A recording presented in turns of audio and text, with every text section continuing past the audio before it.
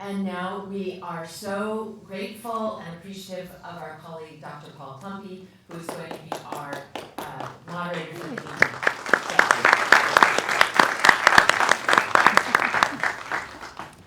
Good evening, everyone, and thank you for joining us for this discussion of Gareth Edwards, the creator. Before we jump into our discussion, let me just introduce our panel members. On my far left, we have Sebastian Carrasco and Alci Rengifo. Both Sebastian and Alci are students at SMC. Alci informed me that he also is a film critic during the week for entertainmentvoice.com. And they both host a terrific podcast called Breaking the 180, which you can find on Apple Podcasts, for example.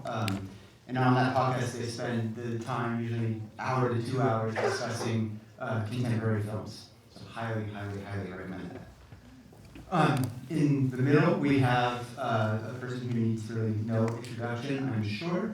This is Professor Richard Taverdian, political science instructor here at SMC, as we heard, co-director of the Public Policy Institute and member of Santa Monica School Board. And then to my left, another individual who I'm sure needs no introduction, my friend and colleague, Dr. Amber Catherine, professor of philosophy here at SMC and author of Greening Philosophy, textbook Greening the Curriculum at SMC, or everywhere.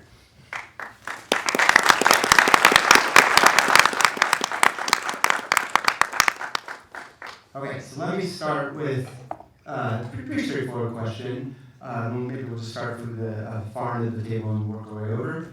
What do you think works in this movie? What draws audiences into the film?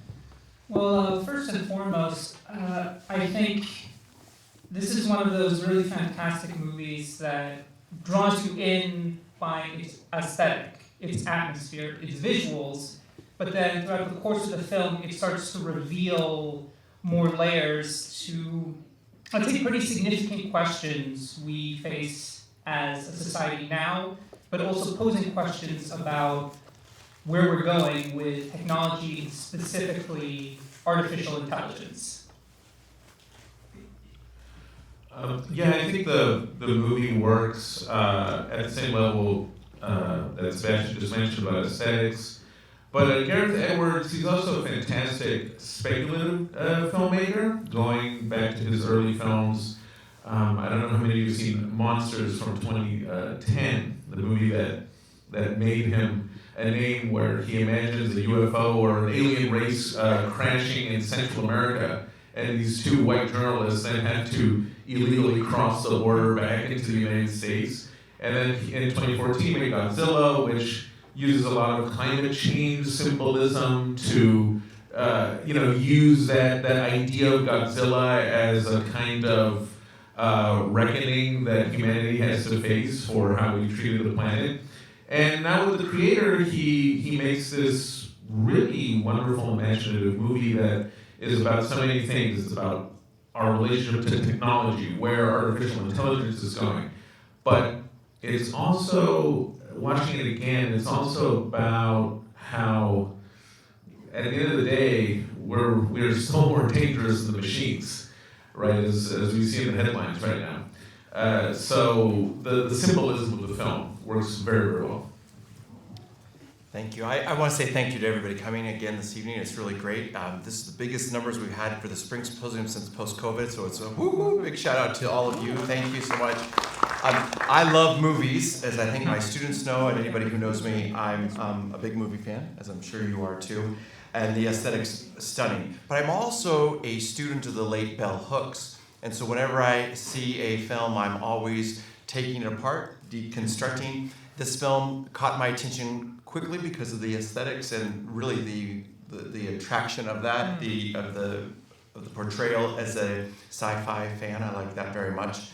But then quickly I started to see the discussions, as you were saying, or the potential for discussions pertaining to race and with regards to identity. And as I concluded with watching the film, and I ran out and talked to my friends about it, Dr. Catherine, Dr. Klumpe, Dr. Greenstein, Shari, etc., I said, I think I just saw a film that was 100% AI propaganda. And I didn't know if I was the only one, and then we started to talk about it, and I felt that this film really does, with its motivated representation, it felt as if I was being drawn to, or led, I should say, not drawn, but led to a place of the villain being the United States military, the villain being the United States, and that the villain being humanity, and that it was really some other entity. Lastly, I will say that I have not stopped thinking since seeing this film that we are AI ourselves. So just in this notion of the creator, I was just thinking, oh my goodness, I am an artificial intelligent being that was left here and created by someone. It's just the thought experiments that have started with this film. And I think that's great when a movie can make you think deeply like that about the world we are in.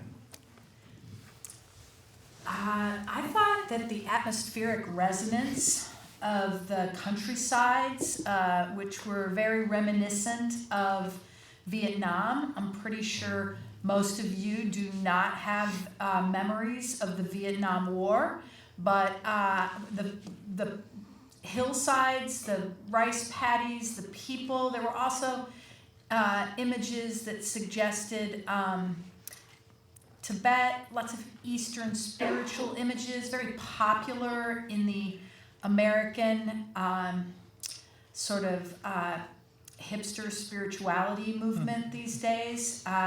So I saw quite a bit of imagery that was very comforting to my consciousness that I was watching something worthwhile. And you got to admit that that lead character, he's got crossover appeal.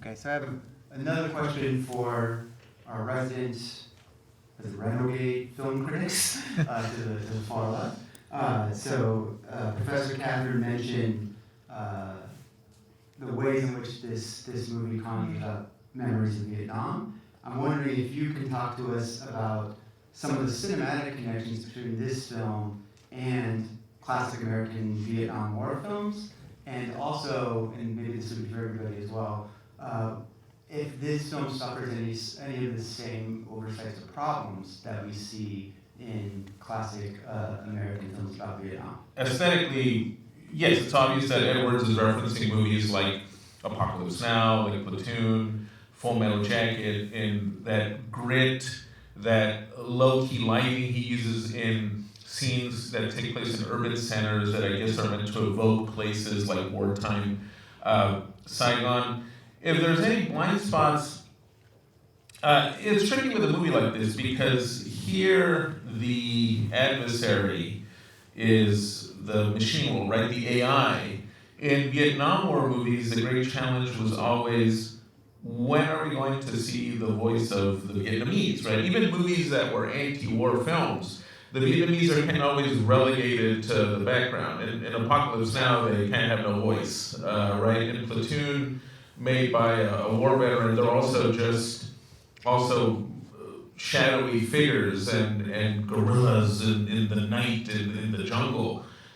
Here, if you notice let's say the human characters in New Asia, that is a blind spot in the movie. We don't really get to know them, right? They're just also background figures to the AI figures that take on more prominence. Most of the Asian-speaking parts of this movie are machines. We never really get to meet the humans. That really just poses a challenge of filmmaking in general, of how to give communities voices, how to create cinema that's truly global. And that's why filmmakers all over the world face that challenge of telling their stories. Really the best movies about Vietnam tend to come from Vietnam. There's a great movie called The Scent of Green Papaya. If you haven't seen that one, you should seek it out. It was made in the 90s, and it's one of the best movies that you'll see about that time period of the war from a Vietnamese perspective. So yeah, I would say that there is that blind spot in that links it to past war films, in addition to the aesthetics of the movie. And adding to Elsie's sentiments, I completely agree with him, but I also want to add that we should connect the imagery, specifically that of this destruction in the film, to real-world news footage we saw coming out of Vietnam, coming out of Cambodia, and right now coming out of Palestine. The kinds of bombs that are being dropped indiscriminately, killing like that. Who knows how many people in that village? 100, 1,000, 50? Just because of this existential fear of some other people just living. Now, does Edwards necessarily flesh out that theme? No, one could argue that they're just flashes of images to kind of set the tone. But the fact that I think they're even there in the first place, I think is quite telling in this film, that he was thinking about these things. I'll also add that something the movie poses, and a lot of films about artificial intelligence pose this question as well, is how do we see the machines? And it's almost like it's challenging the viewer to look at artificial intelligence the way we also place artificial boundaries between ourselves as people, the way we see the artificial intelligence entities as the other. Well, I mean, we don't need sentient artificial intelligence to realize that's already how we function in the world today. I mean, you see that a lot in the discourse about the current war in the Middle East. Whatever one's political leanings are, you see a lot of discussions where commentators, like this loony guy Douglas Murray from England, you know, he kind of makes the case that, well, the war is justified because, you know, it's a culture so alien to ours, and their religion is so different from, you know, the West, that the war is justified. And movies like this also challenge us in that way, where by making the machine so human, should we be rooting for the flesh and bone humans that are bombing them? So in that sense, that's also something in a positive way that I think it has in common with other anti-war films. I don't know if I would label this one specifically as an anti-war film. I don't think it's an explicitly political movie. It's a bit more of a metaphysical pondering of the future. But that's something I think as audience members we should ponder when watching it. So Richard, you mentioned when you were discussing, in your opening comments, that you saw this as AI propaganda. I was wondering if you could elaborate on that argument a little bit, walk us through the steps that led you to that conclusion, and then after that, I'm hoping that Dr. Catherine can maybe provide us with some frameworks to think critically about this notion of propaganda at play in the film. Well, I should first characterize why I should give a little background as to why I had those initial thoughts. And maybe you can help me by sharing your initial reactions also. Those of you who have never seen that film until just now, would you raise your hand, please? Great. When you were watching it, did you get a sense that there was the good folks and the bad folks, the good guys, the bad guys? So I walked out thinking, oh my gosh, I just left this 2-hour-plus film and I was rooting for the artificial intelligence. And now, of course, I think about my own social construction. You heard Dr. Catherine talk about what would be, we're older. We're not old, we're older. And we have an experience of having lived through the Vietnam War. And I can remember as a very young child being told to leave the living room when in the evening the Vietnam War was televised. And my parents would tell me, you have to leave the room. You can't be here to see this just in the regular nightly news. So I got this sense that and back to Bell Hooks, this motivated representation, that the director had made choices. Bell Hooks tells us, don't ever think that this just dropped from the sky or out of the clear blue. There is a person, a man, a woman, or a human, an individual who is behind the images that are being portrayed here. So I started to think about how that director that he made particular choices. He made choices that, and then I wanted to know about him. I wanted to know, is he as old as me? Was he drawing from the experiences of this country in the Vietnam era?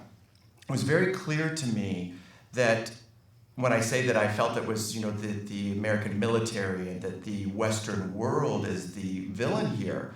For example, the lie of the nuclear blast and the portrayal in the well of the United States Capitol, where I, as a political science professor, it wasn't lost on me that the person giving the State of the Union address, I presume it was that, it wasn't a declaration of war, but that it was a military official. And it wasn't lost that knowing that in this country, the President of the United States is a civilian. He, she, they is the commander-in-chief, yes, but they are a civilian. They are not a military person. But this director chose to show the President of the United States as a military official and to perpetuate a lie, right? And then to use that lie to go after the other. And the other was portrayed as people of color with a slight change in it, right? The other now includes being artificial intelligence.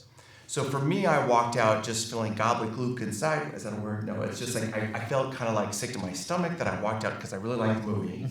I'm like, oh my gosh, it was sci-fi, I love that. But I don't love watching all the killing, so that was really upsetting to me. And thinking about all the bombs, that was disgusting. And I'm like, why did I like that? And so then it made me do a lot of deconstructing and self-reflection on why, and then peeling it apart and thinking about it. And I think there's a lot of tropes. There's a lot of appropriation of difference in the film. There's a lot of problems with it. But then, that's where I leave it. Yeah. That's so helpful, and I start for where I'd like to take us and get your feedback on this.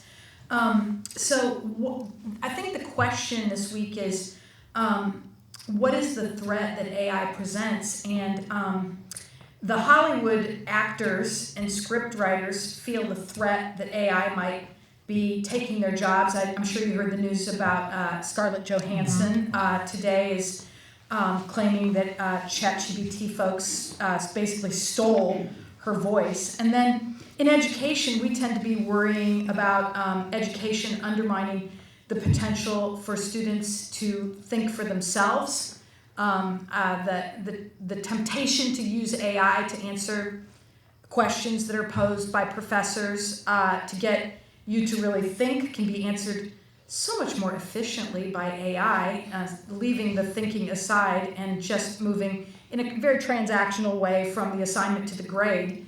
Seems like there might be something lost there.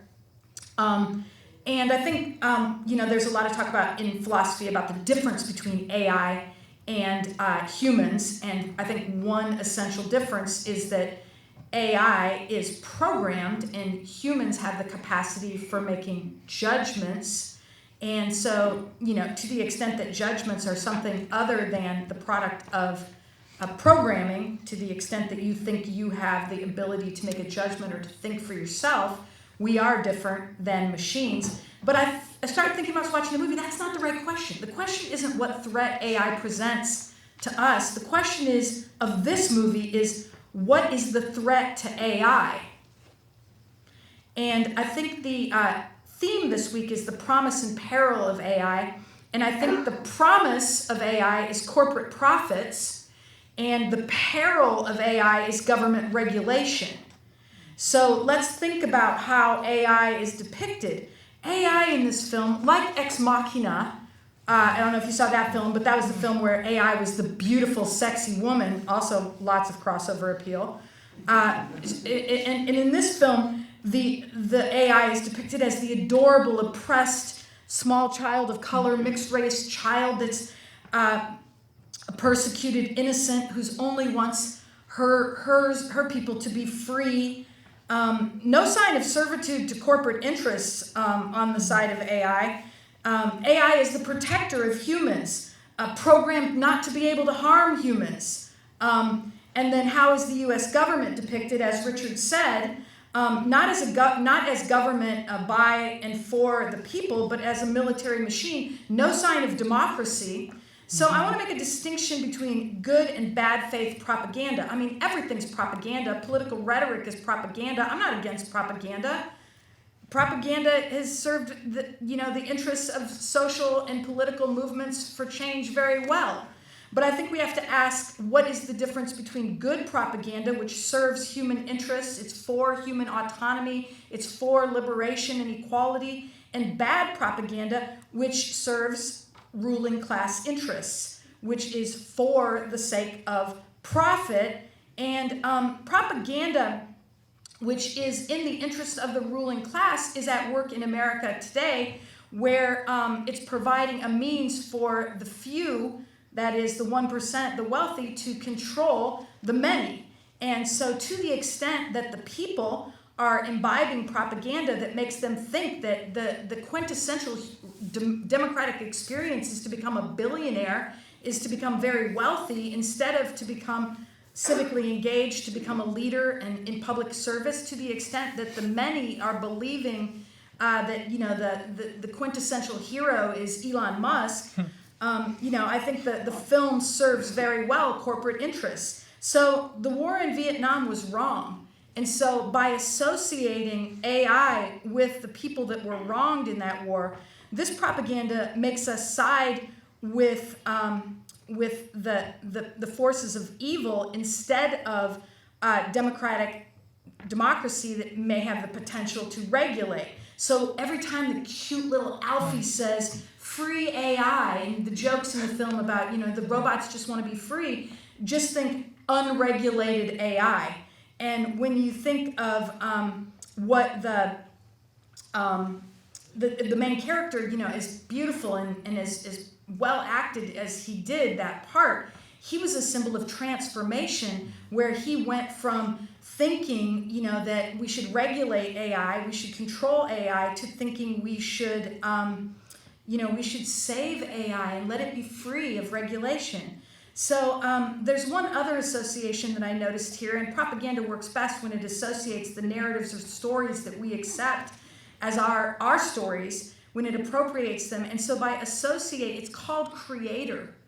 And so by associating the creator of AI with the Mother Mary and Alfie with Jesus, we get this narrative which is very dear to our hearts, this family narrative. And to me, I love the film, but I also mostly loved it for the potential it offered to deconstruct it. So that's my 2 cents.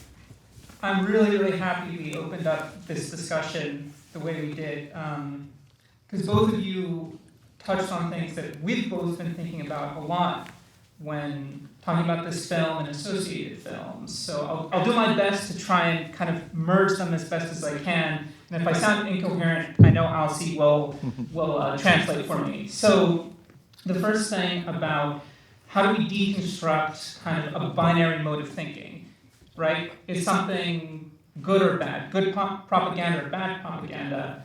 And I'd like to posit, even though the film doesn't necessarily do the best job of it, it can help us start thinking critically about these issues. It reminds me of a film called The Battle of Algiers. If any film students here are taking the critical studies class, I'm sure you'll watch the film.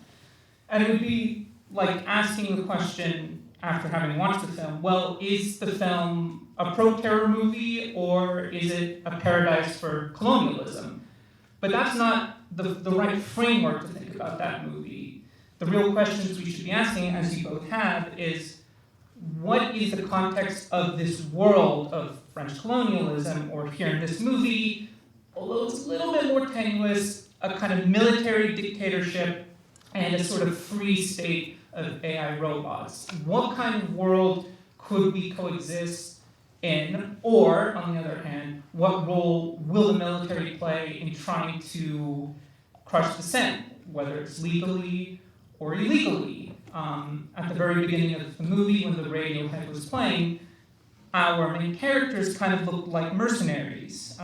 As some of you might have seen in the news, American mercenaries were just arrested in the Democratic Republic of Congo for trying to overthrow the government. So this film doesn't do the best job of dissecting the ideas, but it's a great jumping off point to talk about these ideas. Nicely said. You were very coherent. I would, to link to what the professor just brought up, I think another question too is, what is the portrayal of artificial intelligence in cinema that is existing also in this postmodern, politically limbo phase? So the world Edward is making the movie in is a world where, I mean, it's starting to reemerge now, but we really don't have discussions anymore really openly about imperialism, socialism versus capitalism. For example, artificial intelligence, a big question should be, what kind of artificial intelligence will we develop in a hyper-capitalist existence? And a blind spot in the movie is also that Edwards strikes me very much as a kind of apolitical filmmaker. So I don't even think he might be aware of what stance he's taking in terms of, is the AI representative of, I don't know, the glories of capitalism, going into the future. Noam Chomsky recently said that he's not too scared of artificial intelligence yet because the human mind is such an elegant and spontaneous entity or machine, right, biological machine, that artificial intelligence cannot even function yet without the data we input into it. So even as it keeps advancing, it's more of a very intricate form of imitation of what the human mind does creatively, spontaneously. How are we going to develop that technology in a capitalist system? Will we develop it to better our lives as humans? Will we keep developing it for the construction of war machines? If you look at the budgets right now, that compare how much is being spent on artificial intelligence for war as opposed to artificial intelligence for our health, right? You're going to see a major gap there. And then to comment on the professor's comment on the military government at the beginning of the movie. I don't know. I don't have a problem with that too much as propaganda, only because personally I think we went there anyway with the way the world is developing. I think all states are fragile, and all states have that germ, that threat of eventually becoming militarized, dominated by an oligarchy, dominated by a military ruling class, whether there's artificial intelligence or not. Again, I don't know if that's what Edwards was trying to comment on. He's not politically outspoken. So I think that's why these topics come up in this kind of interesting way, because these movies are existing in a postmodern world, especially about the Battle of Algiers. Battle of Algiers came out at a time where the Algerian Revolution was also clearly on the left, and that movie became a rallying call for leftist radicals all over the world. The Black Panthers worshiped that movie. The directors like Gillo Pontecorvo hung out with revolutionaries from Cuba and Europe, and the Palestinians in the 60s saw that movie as a model. Would any of you guys be inspired to go join a armed revolution for watching The Creator? I don't think so. But I'll see. But may I? So yeah. I might join the service of protecting against AI. Just one interesting thing. I love this. I'm so glad you're here. And these are SMC students, by the way. I just want to point that out. Which is Take that, USC. Yes. Yes. So just a couple of things. Who's coming here on Thursday night is Dr. Noble, and she will speak quite a bit as to what we can be doing to protect, just thinking about what AI might be doing and with regards to, when you said we're creating the AI, because Noam Chomsky says, right, I like Chomsky, but I think he is, I'd have to see what he said in full context. When you think about the work that we've been doing as a public policy institute, both in the last fall, where we started the conversation about public policy, and we had the RAND folks come in and give us the kind of the ABCs, And then last night, for those of you who were here, we heard from two of our guests panelists talk about the various kinds of AI. And now I'm not claiming that I know nearly as much as the folks who are those experts, but they've made it very clear both in the fall, the folks from RAND and who are deeply in this, and the folks who were here last night. I think the one gentle person last night called it the black box of AI. And let's just be real. The people who are in the K and OW, who are the scientists, and I still believe in science like some folks don't, but they don't know. Let's just be real. They're telling us from the table, from wherever they go, they say, look, we can control certain AI. We know what, kind of focus can be, but there's also this black box AI, and we don't know what's going on in that box. We just don't. And then last night, Sheila Kuehl, coming back to the Public Policy Institute at Santa Monica College. Sheila Kuehl, no one mentioned last night that she was on the Many Loves of Dota Gallus, and she played Zelda. And she shared with the audience at 83 years of age, she outed herself at that, she said, when I was younger, I watched all the Star Treks. And when I sat and heard her say that last night, I thought, I did too. And I watched Lost in Space. And I can remember being a kid with no computer, no cell phone, no microwave. I was born in '68. This is not that long ago.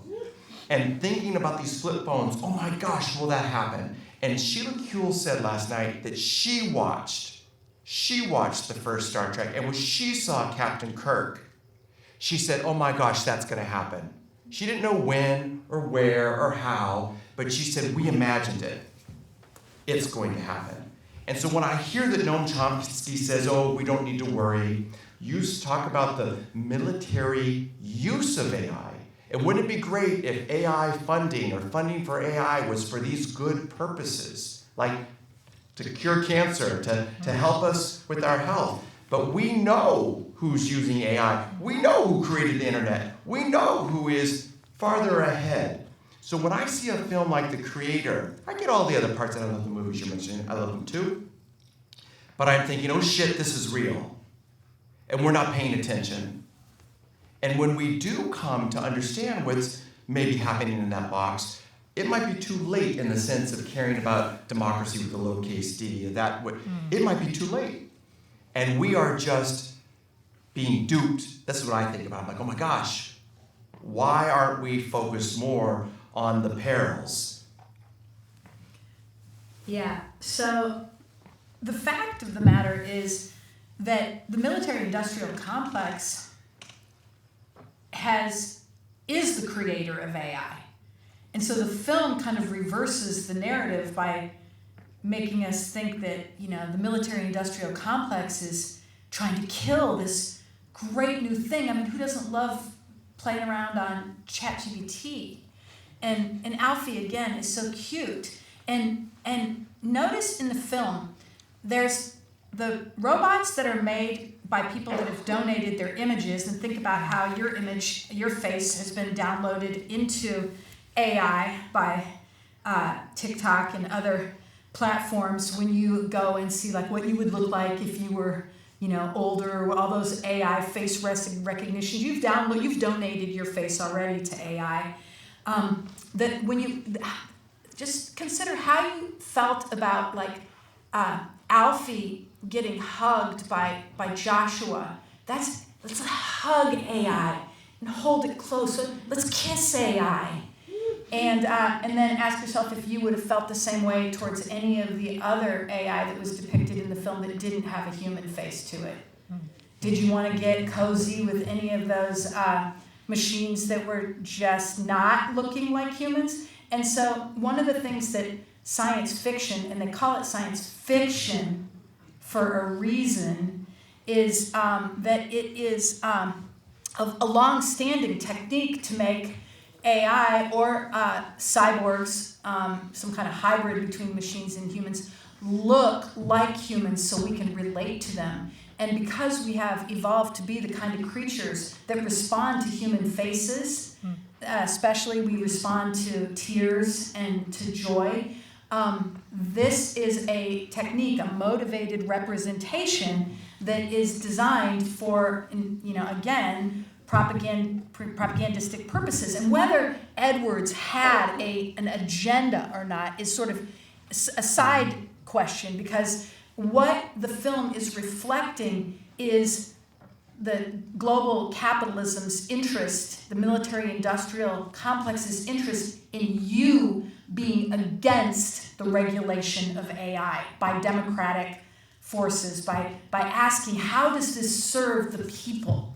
You are, no, free AI from the evil humans that are trying to destroy it. That message, I think, is the peril of AI, is that the propaganda that's coming out on behalf of it is so powerful that we don't really stand a chance. Yeah. Oh, and I wanted to ask Dr. Klumpe if he had any thoughts about the film, Yes. because even though he's graciously agreed to be, the host of this program, he is a deep philosophical thinker, the advisor of the Philosophy Club, and I know he has some thoughts on this, so if you don't mind, I would like you to take a moment to share your thoughts. I feel like defending Chomsky.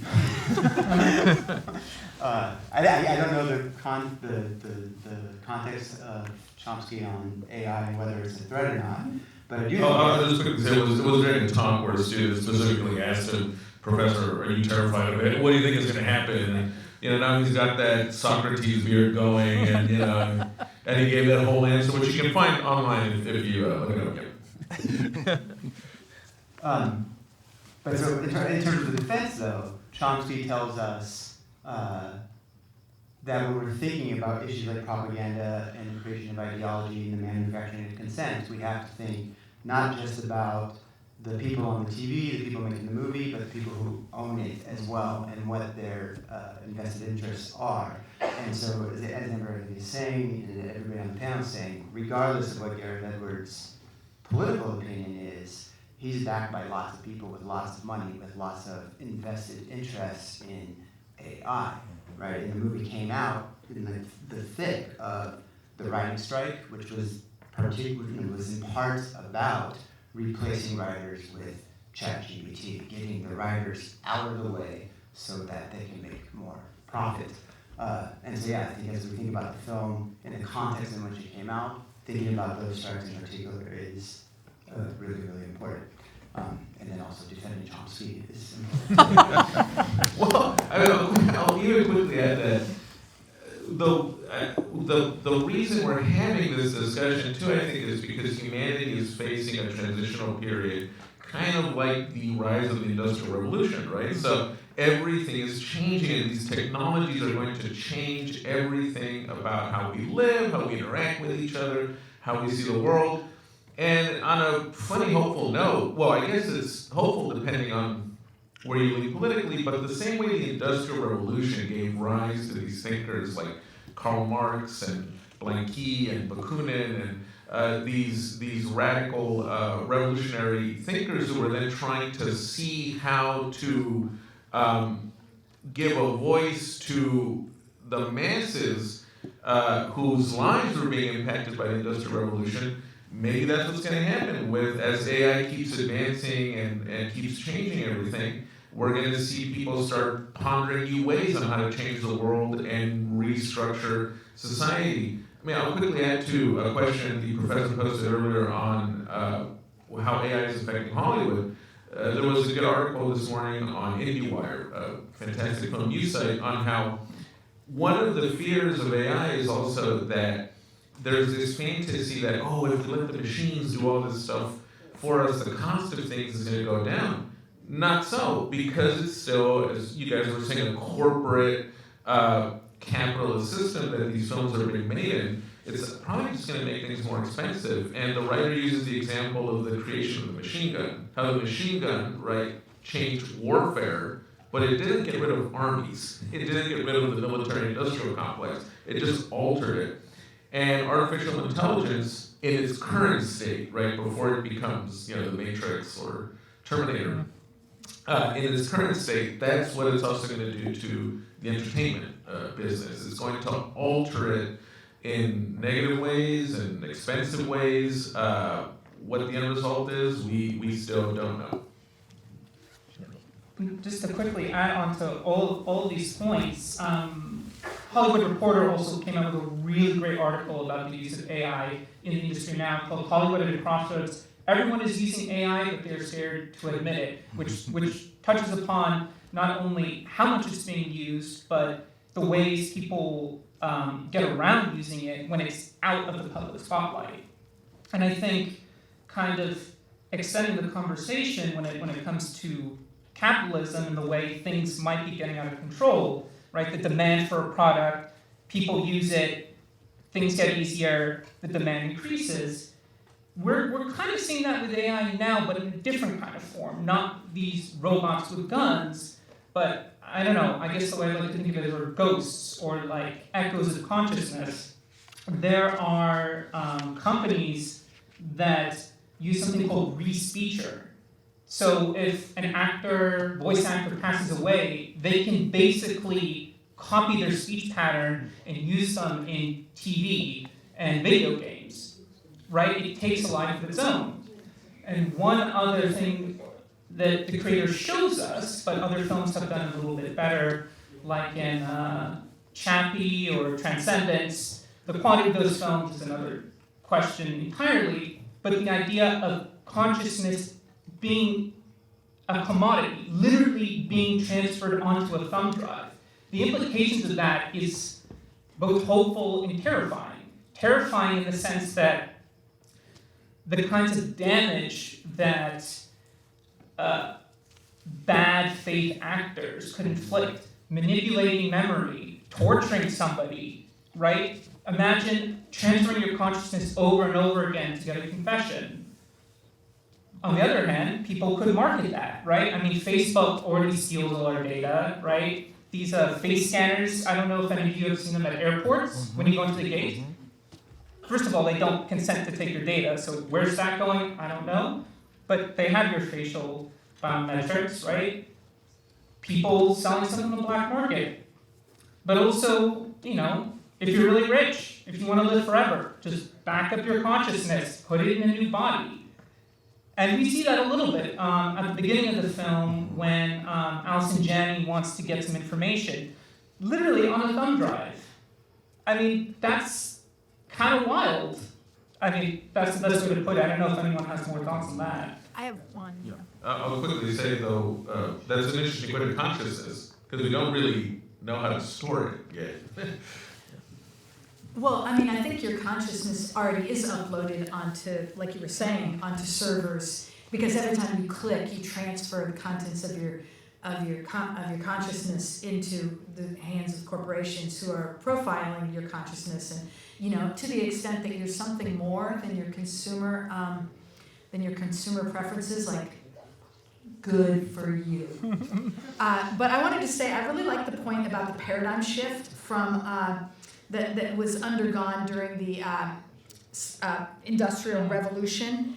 And if you remember, who were the critics of the Industrial Revolution? It was the Romantics.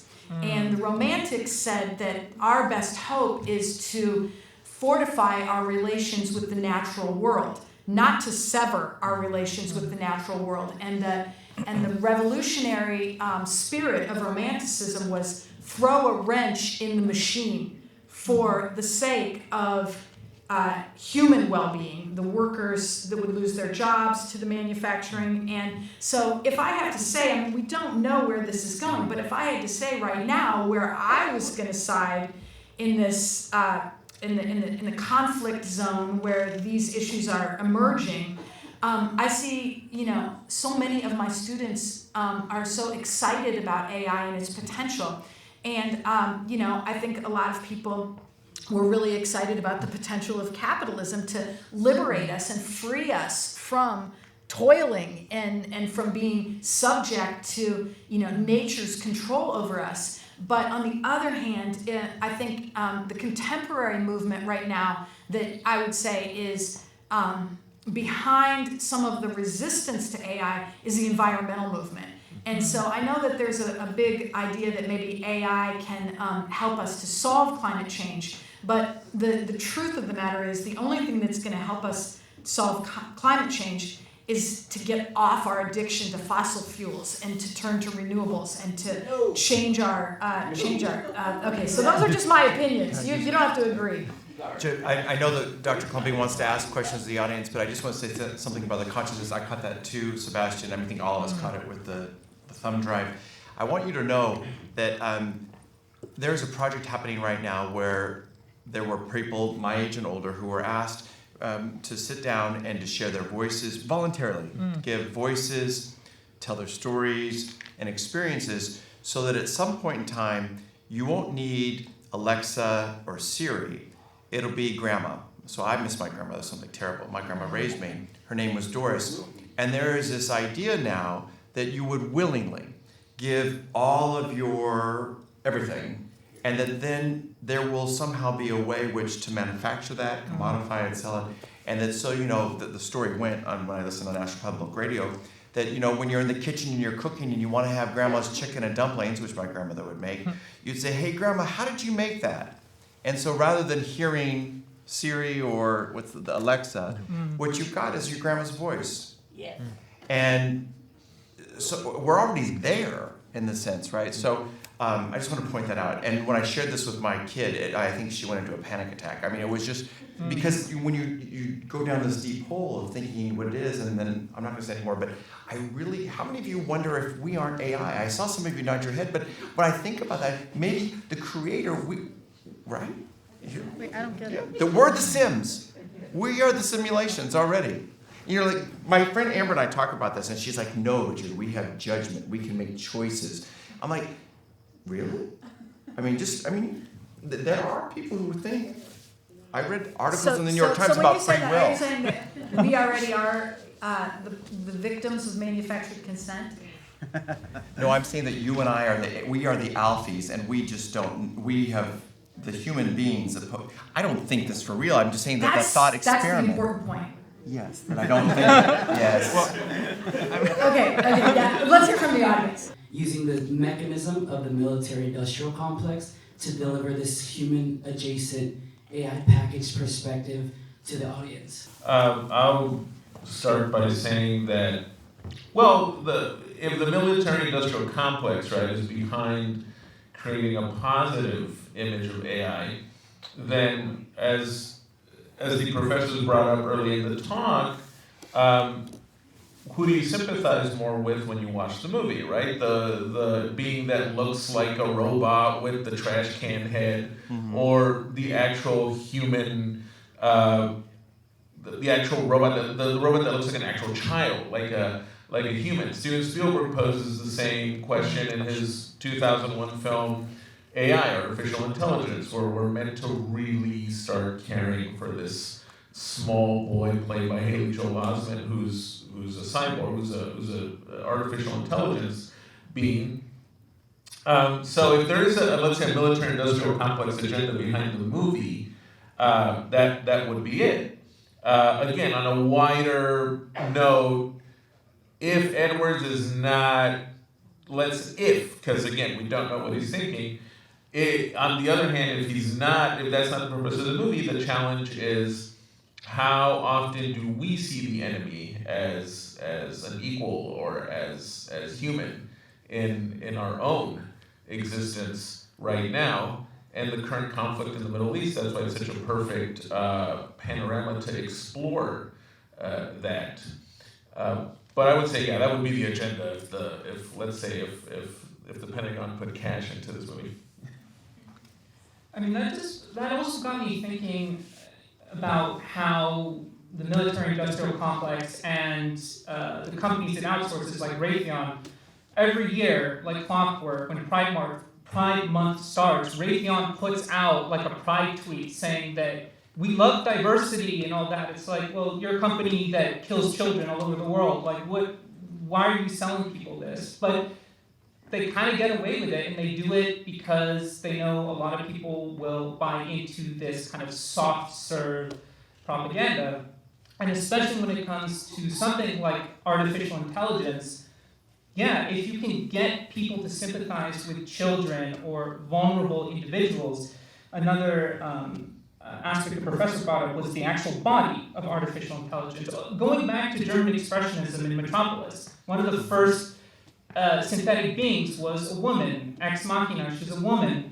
AI is a child, and I think many people are more willing to sympathize with a friendly face. Now, Raytheon in the military, they don't quite have Ava from Ex Machina, but they use other forms of propaganda to get people to side with them. Ukraine just started a program where they have an artificial intelligence spokesperson. So it's a woman in a business suit. It's a black woman in a business suit who is designed to emit updates every day on the war. And yeah, who knows what the agenda is there, right? Because you would think the Ukrainian government or any government could easily just get somebody to give updates, the same way the White House has press conferences every day, right? But now they're starting to create artificial beings that then, are used to give a sympathetic update or rundown of how the war is going, and we would probably react differently if it was, a little floating, robot giving us an update. Max Headroom. Yeah, exactly. So we are seeing that use of AI to generate a kind of a sympathetic reaction to whatever the policy line of whatever government using the technology is. Got another question? Just said one thing. I'm for peace, and I don't think the military-industrial complex would have endorsed this film. I mean, AI is for peace in this film. I'm for peace. I mean, peace on Earth. Let's not have. So it's interesting. I see a parallel between Avatar and the creator. And Avatar makes the military-industrial complex into the bad guy in a way that's very similar, I think, to the way the creator makes the military into the bad guy. And so I do also, I'm mixed feelings. I think there is a message in the film that is a positive message for peace. But I think also it's a lie that the military-industrial complex is against AI, since it is the creator of AI. Yeah, no They question, wanted the child. Yeah. If they Yeah. could, they use it in a heartbeat. Yeah. My thing is, you said that you feel like we all AI, and she said that we have choices, but I don't know how many of y'all ever played like Grand Theft Auto, GTA 5, and stuff like that. Grand Theft Auto, anybody play that game, she's asking? If you like just have your avatar just sit there and just watch the community, you will see everybody have lives and choices, and you got people that's robbing like other people. You're not even interfering with them or anything, but it's just crazy watching them have their own lives, and you just want to follow them. Like I did that a couple of times. Just follow them and see what they do. They go to work, they go in a house, they rob people, they have their own lives. So do you really think like it's about choices? Because it's kind of further than that. People in video games that we don't control have choices. Well, I agree with you. Video games condition you not to be able to make genuine judgments and free choices. I don't know if that's your point, but I think that's one thing that video games do. I think I just want to kind of redeem myself in saying that I think I'm an AI. So I have a very good friend. I'm going to name drop here, and he's a physicist and a nuclear physicist professor at UCLA, and I think he's one of the smartest people I've ever met. And his name's Dr. Neil Morley. And I read what probably you can read in the New York Times. I read a lot, and there are scientists who will not rule out that we are Sims. And so I didn't just get this idea on my own. I'm just reading the scientists who are saying about what is possible and what we could imagine. So my friend Amber wanted me to, put me off as one of those. So Sims nut as in like jobs. we didn't evolve, instead we were simulated from something else? Well, I don't want to go there because you and I have talked about this, and we'll have coffee talk later. I'm for evolution. But you are. Okay. I'm so glad you said that, because in the film, there's a character who says the AI has more heart than you, and F you. She's flipping off the human and saying it's evolution. Yeah, they're saying AI is evolution, but I think it's exactly not evolution. Okay, well, Evolution is an organic process of reproduction. by your constructed, by your packaged perspective. That's what I heard. Well, Shari's saying. but by science, right? Evolution. but what I'll quickly say, I mean, you could also argue AI theologically, right? Like if we're all created by some higher being, if you subscribe to that belief, now how that creation took place, right? Again, depends on what your theological leanings are. But it also doesn't take away, even in general theology, the idea of free will, right? It's like, okay, God or gods or, you know, Goddesses. Yeah, goddesses, yeah. They made you, but you then have the free will to choose within the world we live in what decisions to make, who to love, who to hate, to be hateful, to be loving. So there are also big theological questions here, because even if you don't believe in God, AI also poses the question of how will humanity act when we are God? Right? There's almost a Miltonian aspect here of we are creating these sentient machines that could then turn on us. So are we ready for that? Are we even ready to play God up to that level? Are we ready to be Dr. Frankenstein, basically? I think we only have time for one more question. Just quickly before the last question, I do want to, because I had some quotes here, and recently, does anyone know Ghost in the Shell? Yeah. Amazing. The English dub is terrible, but you should watch it. And they do ask those questions. It's metaphysical. You can also think of it theological, spiritual. But there's a point where the puppet master asks or posits, "Can you offer me proof of your existence? How can you, when neither modern science nor philosophy can explain what life is?" Awesome. Considering how much of an influence our lived experiences and our genetics have on our judgments and decisions, are we just as programmed as AI, especially considering, media influences? Okay, so there's a class you can take where you can learn about different theories of free will and determinism, and that's a philosophical question. But I want to say, the short story philosophically is, even if we are determined, we still, in practice, have to make choices. Democracy requires we choose our leaders. We have a big choice in front of us coming up in 2024. And if you think you don't really have free will, maybe you think, it doesn't really matter if I vote or not. It's determined what's going to happen in this election. And it's definitely not determined at this point what's going to happen in the election. Perhaps except to the extent that campaign finance has a determining influence on who wins in the election. But that's a really good question. I think you should definitely take Professor Klumpe's class on that question. That's a great response. Vote for Cornel West. But that's a great. That is a great question, though, because it also goes to the heart of the development of artificial intelligence in the sense of the uniqueness of the human being as an individual that undergoes countless experiences, countless ups and downs, countless moments of exaltation and humiliation. And we're creative, and we channel our scars and our victories into art, into writing, into thinking. Will machines ever reach that level? Can they? Will there ever be a machine that can be Plato? Will there be a machine that will ever be, Picasso? I think that goes to the heart of what we're also discussing here. And it goes to the question of the dividing line between us as biological entities that evolve and grow a certain way, and then, as I just said earlier, machines that at the end of the day we will be the creators of. So yeah, but it's good to see that you guys are thinking.